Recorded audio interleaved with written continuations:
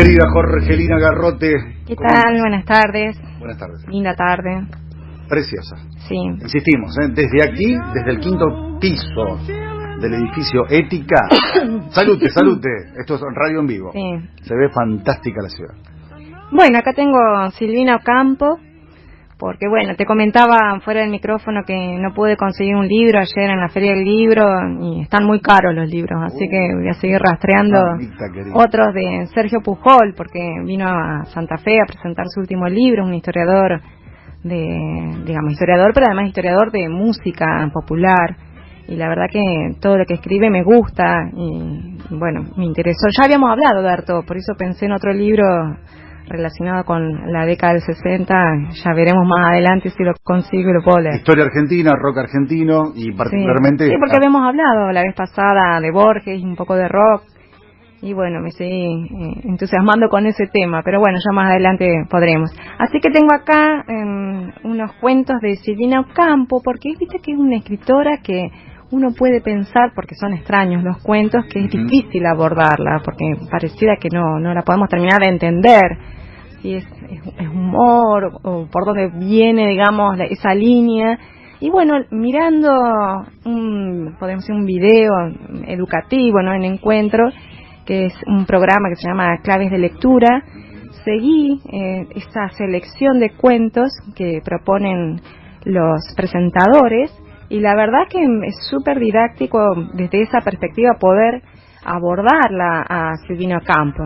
Yo empecé hablando de ella como si todos la conociéramos, pero bueno, Silvina Ocampo sabemos que fue una escritora muy importante del siglo XX, nació en 1903, murió en 1993, fue la esposa de Adolfo Bioy Casares, fue la hermana menor de Victoria Ocampo, que en su momento fue una persona que trabajó mucho, podríamos decir, por la cultura de una clase, ¿no?, argentina, y fue fundadora de la revista Sur, y por la revista pasaron muchos escritores, y también ella, como podemos decir, promotora cultural, trajo a filósofos, escritores, gente de la cultura a la Argentina. Pero bueno, Silvina estuvo un poco por otro lado, ¿no?, porque ella en un principio, en su infancia, le interesó primero la pintura. Ella estudió en Europa con Giorgio de Chirico y tuvo sus influencias, hizo también su carrera, digamos, como pintora y a la par como escritora.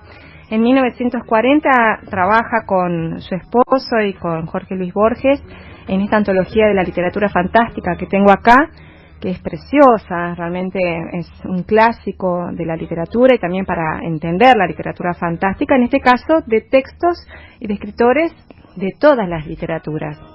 Ella también ha escrito cuentos fantásticos, ha escrito también novelas, en este caso con su esposo, los que aman odian, poesías, obras de teatro.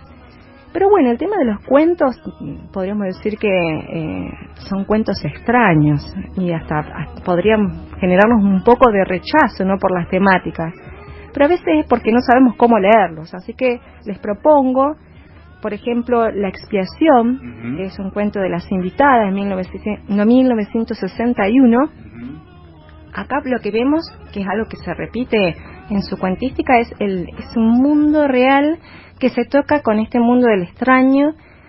Podríamos decir que hay algo que se muestra y que también se oculta, ¿eh? Nada es lo que parece. Eso es lo que nos está proponiendo Silvina Ocampo en este cuento, en el que tenemos 3 personajes, 2 personajes muy amigos, uno de ellos se casa y el amigo sigue visitándolo, podríamos decir a diario, hasta que, bueno, se da cuenta el esposo que la mira mucho a su mujer y planea una venganza, como él es experto amastreando canarios, y es de origen indio, entonces a sus canarios los entrena para enceguecerlo como venganza con una flecha envenenada a su amigo, pero después podríamos decir que le da culpa, ¿no? Por eso se llama el cuento de La expiación, y él también quiere que los mismos canarios lo enceguezcan. Y bueno, ahí interviene la mujer,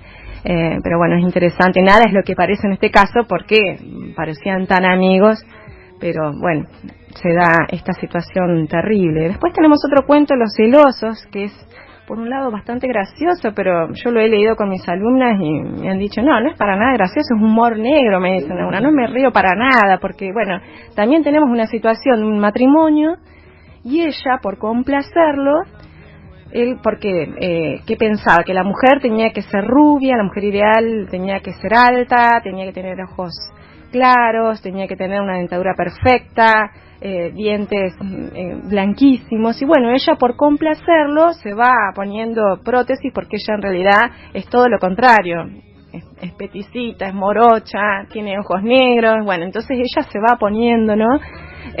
Todos estos afeites, estas cosas, duerme, podríamos decir, con el maquillaje, con todo, ¿no? Hasta que, bueno, un día le pasa que se cae del caballo y se le rompe un diente, y bueno, esa semana ella se hace la muda hasta que consigue un turno con el dentista, y eso le lleva 2-3 sesiones, no 3 visitas, y bueno, el marido sospecha, porque encima que no habla, y bueno, ¿a dónde va?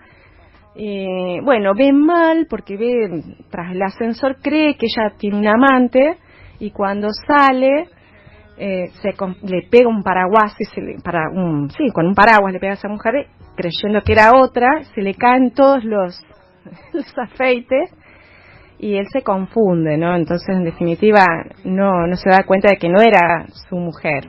Bueno, pasan estas situaciones que uno dice, es una clave de lectura entender los cuentos de Silvina a partir de esto. Algo se muestra y algo se oculta.